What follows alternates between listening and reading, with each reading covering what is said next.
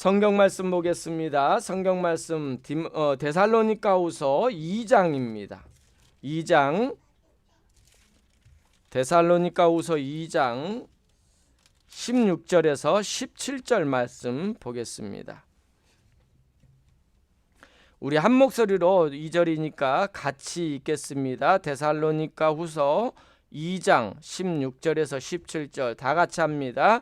우리 주 예수 그리스도와 우리를 사랑하시고 영원한 위로와 좋은 소망을 위로로 주신 하나님 우리 아버지께서 너희 마음을 위로하시고 모든 선한 일과 말에 굳건하게 하시기를 원하노라. 아멘.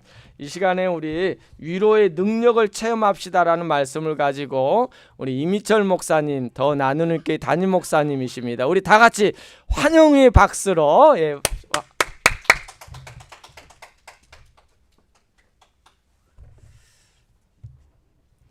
네, 감사합니다. 우리 말씀을 나누기 전에 우리 잠깐 함께 기도하도록 하겠습니다. 살아계신 아버지 하나님 감사합니다. 좋은 만남을 인도하시고 또 함께 예배할 수 있는 은혜를 허락하시니 감사합니다.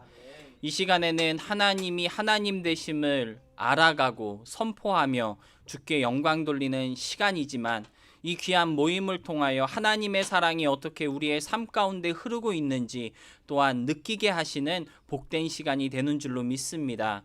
무엇보다 귀한 시간 함께 말씀을 나눌 때 이 말씀을 통해 우리를 위로하시고 우리의 삶을 붙잡고 계신 하나님을 바라보게 되는 귀하고 복된 시간 되어지게 인도하여 주시옵소서. 전하는 자의 입술을 주장하사 오직 하나님의 말씀만 듣는 이들의 심령 가운데 새겨지는 복된 시간 되게 하시기를 간절히 바라고 원하오며 우리 구주 예수 그리스도의 이름으로 기도합니다. 아멘. 감사합니다. 무슨 일이 있었는지 우리 김진섭 지사님께서 밝히지 아니하시는 바람에 저도 밝히지 않겠습니다. 뭐 어떻게 무슨 일이 있었든지 간에 오랜만에 이 자리에 서서 여러분을 만나뵙게 됐고 또 말씀을 전할 수 있게 돼서 감사합니다. 데살로니가 후서 2장 16절로 17절의 말씀을 가지고 위로의 능력을 체험합시다라는 제목으로 함께 말씀을 나누기 원하는데요. 좀 위로가 필요한 그러한 시기잖아요. 하나님이 주시는 그 위로, 그 따뜻함이 넘치는 이 시간이 되었으면 좋겠습니다. 사실 사역하는 더 나누는 교회는 매달 이렇게 기도 제목, 다짐 같은 걸 정해서 그 한 가지에 집중해서 이렇게 신앙생활을 하고 있거든요. 지난 2월 한 달은 감사의 능력을 체험합시다라는 주제를 가지고 말씀도 나누고 기도를 했는데 얼마나 감사를 연습했는지 하나님께서 3월 첫 시간에 저에게 그 감사의 열매를 요구하시는 거 아닌가라는 생각이 어제 갑자기 불현듯 들더라고요. 무슨 일이 있었는지는 모르겠지만 2월 한 달 동안 정말 감사를 열심히 연습했느냐 하나님이 그러한 질문을 던지셨고 그래서 어떠한 상황이 찾아오더라도 감사를 잃어버리지 않도록 역사하셨던 그 하나님을 다시 한번 체험할 수 있었던 아주 귀하고 복된 그러한 어제 하루였다라고 그렇게 고백하고 싶습니다. 그래서 올라가지 못하게 된 게 조금 아쉽지는 않습니다. 그냥 저희 더 나누는 교회 성도님들께 조금 미안하고 왜냐하면 이제 본교회에서 예배를 드리기로 그렇게 다 이제 스케줄이 되어 있었는데 갑자기 상황이 이렇게 바뀌어서 성도님들한테 미안한 감이 없잖아 있기는 하지만 이렇게 다시 여러분들을 뵙게 되었고 그리고 제가 좋아하는 고구마 피자도 어제 사주시더라고요. 그래서 감사합니다. 이렇게 해서 또 맛있게 먹었습니다. 어쩌면은 올라가지 못해서 뭐 며칠 더 있어야 될지는 모르겠지만 저에게는 더 유익한 시간이 될 것 같습니다. 뭐 망가진 차야 고쳐주시겠죠? 그리고 고구마 피자도 사주시고 오늘 저녁에도 뭐 먹고 싶으세요? 이렇게 물어봐가지고 통갈비는 아니어도 짜장면이면 된다고 말씀을 드렸는데 좀 이 상황을 감사하게 받아들이면서 편안하게 휴식하는 그러한 시간으로 보낼 예정입니다.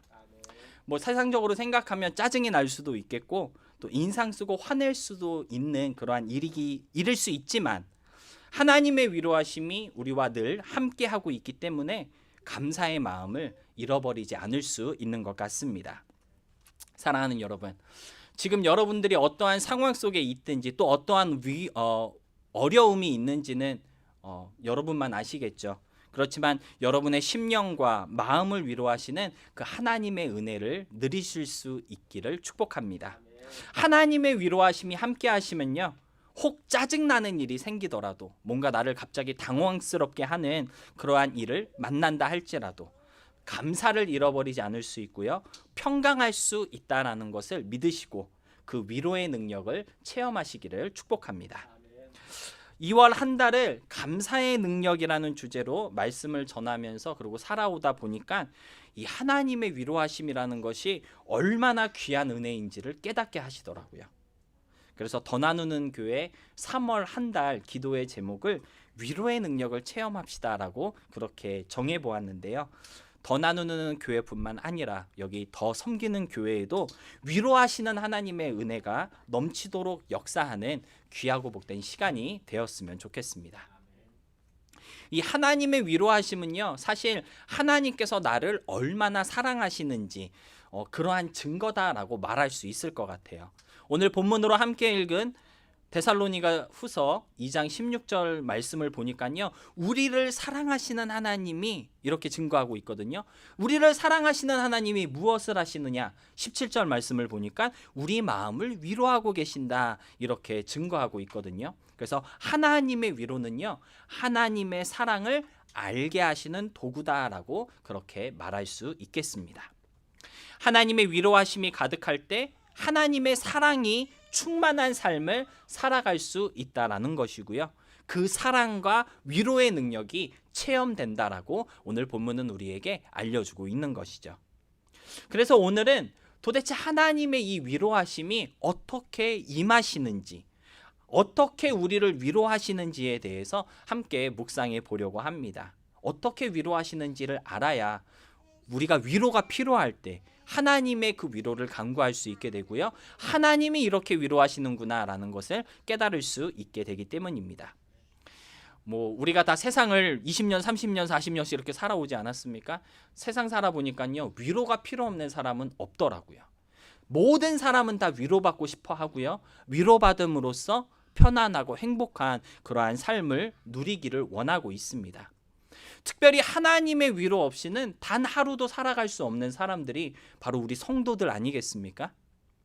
그래서 오늘 이 시간에는 우리를 위로하시는 그 하나님의 위로가 어떻게 우리의 삶 가운데 역사하는지, 위로의 그 물줄기가 어떻게 나의 삶 속에 흐르고 있는지를 살펴보기 원할 때에 하나님의 위로가 흐르는 그 은혜의 물줄기가 어디에 있는지 다시 한번 발견해 볼 수 있는 그러한 시간이 되어서 우리가 위로가 목마를 때마다 그 은혜의 물줄기, 위로의 물줄기로 나아가서 우리의 그 영적인 갈급함이 해결되고 또 우리가 평강과 감사가 충만해지는 그러한 삶이 되었으면 좋겠습니다.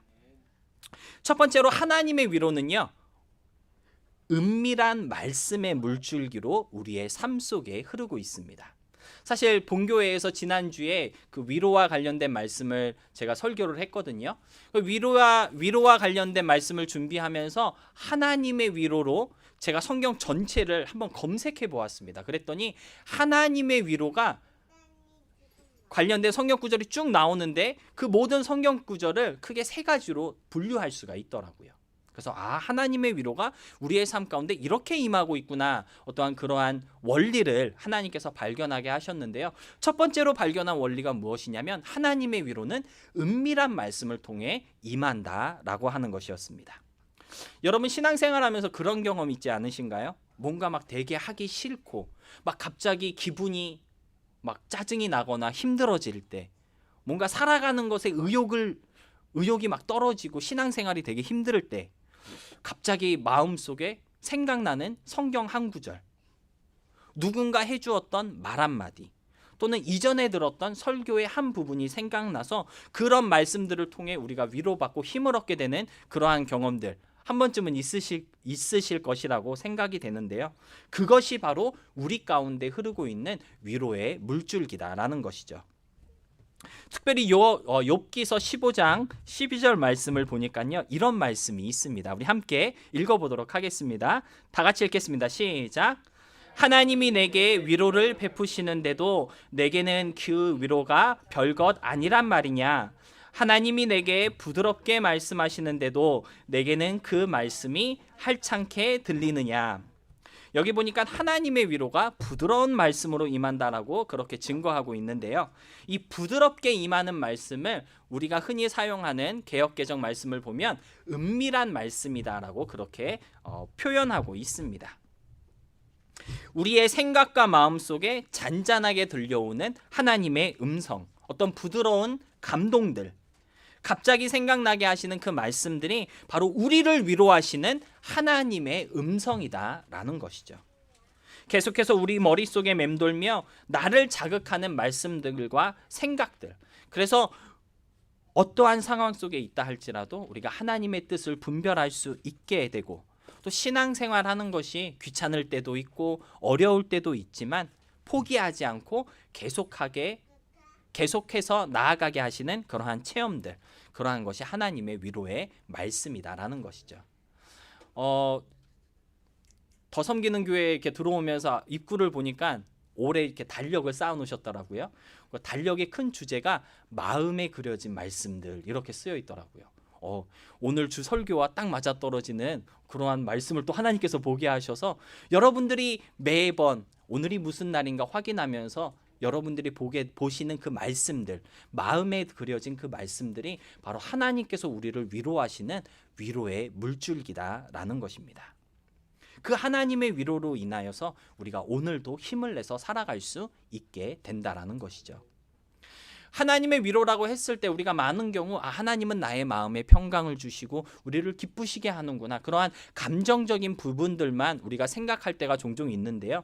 그런데 특별히 데살로니가 후서에서 말씀하고 있는 이 위로는요, 감정적인 부분뿐만 아니라 의지를 갖고 행동하게 하시는 능력이라고 사도 바울은 그렇게 그러한 입장에서 쓰고 있는 것을 저희가 지난주에 함께 살펴보았었는데요. 데살로니가 후서 2장에 나오는 이 위로는요, 의지를 갖고 하나님의 말씀을 실천하게 하고 우리의 삶을 살아가도록 이끄시는 그러한 하나님의 능력의 위로를 사도 바울은 지금 말씀하고 있는 것입니다. 그래서 하나님의 위로가 임할 때 우리의 삶에 열정을 갖게 하신다라고 사도 바울은 데살로니가 후서를 통해서 우리에게 말씀하고 있는 것이거든요. 그래서 하나님의 위로가 임할 때 우리가 열정을 가지고 우리의 신앙생활을, 그리고 우리의 삶을 계속해서 살아갈 수 있게 한다고 성경은 우리에게 말씀하여 주고 있는 것입니다. 제가 설교를 준비하면서 그런 그 옛날 생각이 하나 떠오르더라고요.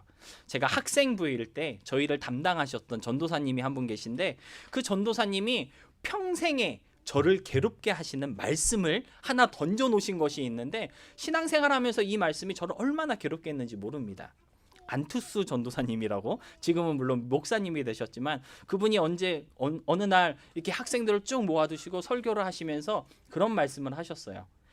성경 읽기 싫을 때 진짜 성경 읽어야 되고, 기도하기 싫은 그때가 진짜 기도해야 할 때이다, 이런 말씀을 하신 적이 있어요.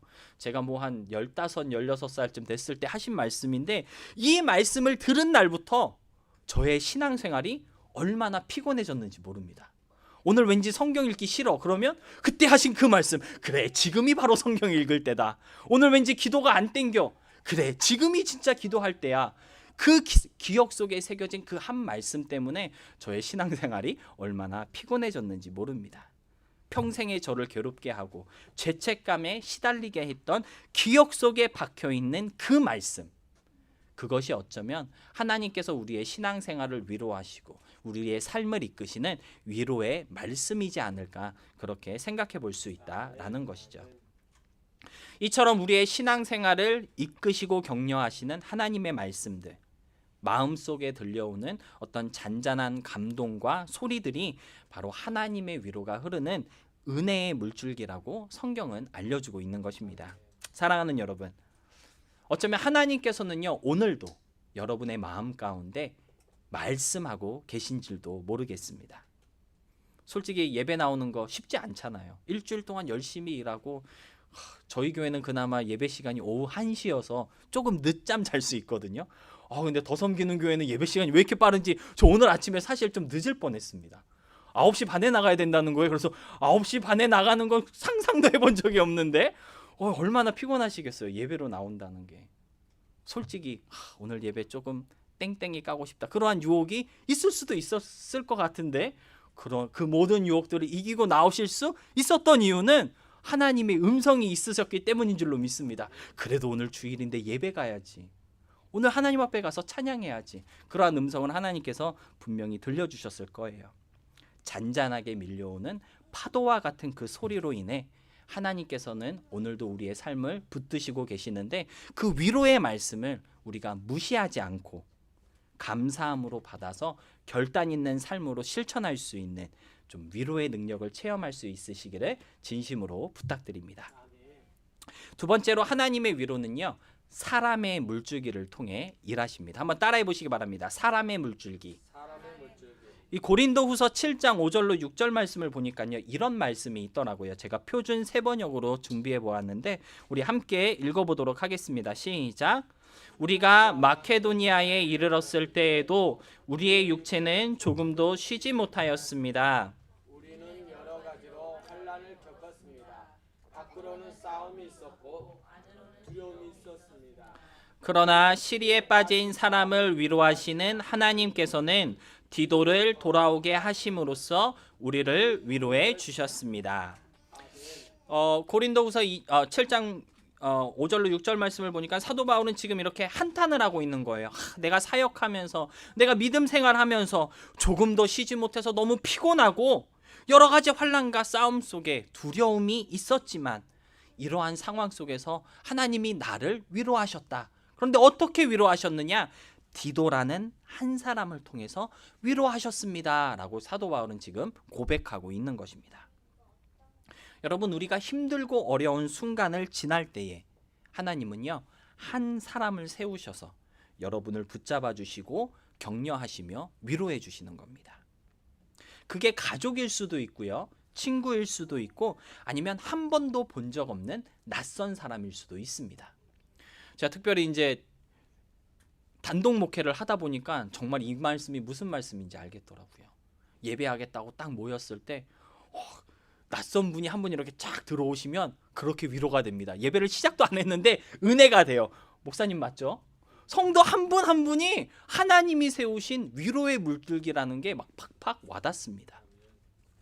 한 번도 본 적 없는 사람이지만 하나님께서 우리를 위로하시고 붙잡아 주시는 그 은혜의 역사가 바로 사람의 물줄기, 하나님이 위로하시는 방법이시다라는 것이죠. 포인트는요, 하나님이 우리를 위로하실 때 뭔가 막 신비한 일들을 보여주시거나 기적적인 일들을 체험하게 하시기도 하지만 우리가 일상에서 만날 수 있는 그 평범한 한 사람을 통해서 평범한 위로로 우리를 이끌어 주신다라는 것입니다. 오늘 본문 이 설교와 주제와 맞는 내용인지는 모르겠지만 지난 금요일 아침에 이제 저희가 이제 케어하고 있는 아이들이 있어서 이제 아이들 학교를 데려다 주려고 이렇게 집을 나섰습니다. 근데 제가 늦잠을 자는 스타일이 아닌데 그날따라 금요일 아침에 늦잠을 좀 부린 거예요. 늦잠을 자는 바람에 집에서 한 10분 정도 늦게 출발을 했습니다. 그래서 마음이 급하잖아요. 애들 학교 늦으면 안 되니까. 그래서 집에서 딱 나서면서 내가 오늘은 좀 밟아야겠다. 고속도로를 타면 내가 오늘 못해도 90마일에서 100마일 밟는다. 이러한 생각을 가지고 운전을 시작했습니다. 고속도로를 타자마자 속도를 높이려고 딱 준비를 하고 있는데 앞에 있는 차가 늑장을 부리는 거예요. 여러분들 아시겠지만 이렇게 차 두 선이 있으면 오른쪽은 늦게 가는, 이렇게 천천히 가는 차가 가고 왼쪽 차선은 추월 라인이어서 이렇게 빠르게 가는 차들이 가잖아요. 그래서 제가 왼쪽 라인을 딱 섰는데 왼쪽에 있는 차가 느리게 가면서도 오른쪽으로 안 빠지고 계속 그냥 오른쪽 차선에 있는 거예요. 그래서 느리게 가는 차와 제 앞을 막고 있는 차 이렇게 두 대가 아주 그냥 사이좋게 천천히 가시는 바람에 제가 학교를 늦겠다라는 그 급한 마음이 있음에도 불구하고 빠르게 갈 수가 없는 겁니다. 그래가지고 순간 감사를 잃어버릴 뻔했는데 제가 한번 빵빵하고 좀 위협을 해봐 그러한 생각을 하면서 달리고 있었는데 조금 가다 보니까요, 고속도로 옆에 하이웨이 패트롤이 스피드 체크를 하고 있더라고요. 만약에 제 앞에 정규 속도를 어겨가며 천천히 가고 있었던 그 차가 없었다면 저는 100% 스피드 티켓을 끊고 아이들은 학교에 늦었을 겁니다. 왜냐하면 저는 고속도로를 탈 때부터 나는 오늘 밟는다 이러한 각오를 시작하고 운전을 시작한 거거든요. 그 차가 없었으면 90마일 100마일 밟고 경찰한테 걸려서 티켓 끊고 아이들은 학교에 넣고 하루 종일 우울한 그러한 하루가 됐을 것인데, 하나님은 웬 낯선 차 한 대를 준비하시고 그 차를 운전하는 느긋한 낯선 한 분을 예비하셔서 하루 동안 우울하지 않도록 저의 삶을 위로하시고 그렇게 지켜주신 것이 아닐까, 그러한 감사의 제목을 만나게 하셨습니다. 이처럼 하나님께서는요, 정말 생각지도 못한 상황 속에서 생각지도 못한 한 사람을 사용하시어서 우리의 삶을 위로해 주시고 계신 것이죠. 저에게는 김영일 목사님과 사모님이 바로 하나님의 위로였다는 거 제가 얼마나 많이 얘기했는지 여러분이 잘 알고 계실 것입니다. 뉴욕에서 빈손으로 캘리포니아 왔을 때 정말 하나부터 열까지 모든 것이 다 필요했을 때부터 그리고 지금까지 목사님과 사모님은요, 어렵고 힘든 저의 삶을 함께 하시며 하나님의 위로하심으로 동행하여 주고 계시거든요. 요번에도 그래요. 만약에 목사님 사모님이 안 계셨으면 이렇게 쉽게 LA에 내려오겠다라고 생각하실 수 없었을 거예요. 근데 내려와서 우리 하라 100일 사진도 찍고 같이 예배도 드리고 얼마나 좋습니까? 맞죠? 이처럼 때때로 하나님은요, 우리가 생각지도 못한 상황과 어려움 속에서 생각지도 못한 사람들을 통해 또는 우리 주변에 있는 그 한 사람을 통해서 힘을 얻게 하시고 위로받으며 살아가게 하십니다. 사랑하는 여러분, 삶에 지치고 의욕을 잃어갈 때, 그럴 때 종종 있지 않습니까? 다른 거 하시지 마시고요, 주위를 돌아보시기 바랍니다. 감사가 메마르고 행복을 빼앗길 때 여러분을 위로하시는 하나님이 세우신 그 한 사람이 분명 여러분 주위에 있을 겁니다. 그 사람을 통해서 하나님은 여러분을 잡아주시고 세워주시며 그리고 격려해 주실 겁니다. 멀리 있지 않고 가까이에 있는 그 은혜의 물줄기를 좀 발견할 수 있음으로써 오늘 하루도 따뜻하고 평안한 마음으로 하나님의 위로의 은혜를 누릴 수 있기를 진심으로 축복합니다. 마지막으로 하나님의 위로는요, 공동체의 물줄기를 통해 임하십니다. 공동체의 물줄기. 여러분이 아시는 것처럼 신약 성경 대부분은 이 사도 바울의 편지들로 이루어져 있잖아요. 갈라디아나 또는 로마, 고린도, 에베소 이런 곳으로 보낸 사도 바울의 편지들이 이렇게 다 모여서 신약 성경이라고 하는 한 책을 이루고 있는데요. 그런데 이 편지들 가운데 유별나게 아주 내용이 많은 그러한 편지가 한 통 있습니다. 바로 고린도 교회에 보낸 편지가 유별나게 내용이 많은 그러한 사도 바울의 편지 중에 하나인데요. 여러분들이 아시는 것처럼 사도 바울이 보낸 편지는요, 길어야 5장, 6장, 짧게는 2-3장 이렇게 구성되어 있는데, 이 유독 고린도에 보낸 이 편지만큼은 전서가 한 16장, 그리고 후서가 한 10몇 장 해가지고 30장이 넘게 이렇게 내용이 아주 방대하게 이루어져 있습니다. 사도 바울은 왜 이렇게 고린도에 할 얘기가 많았을까요? 왜 이렇게 고린도 사람들에게만 이렇게 많은 말씀을 전해준 것일까요? 그 이유가 있습니다.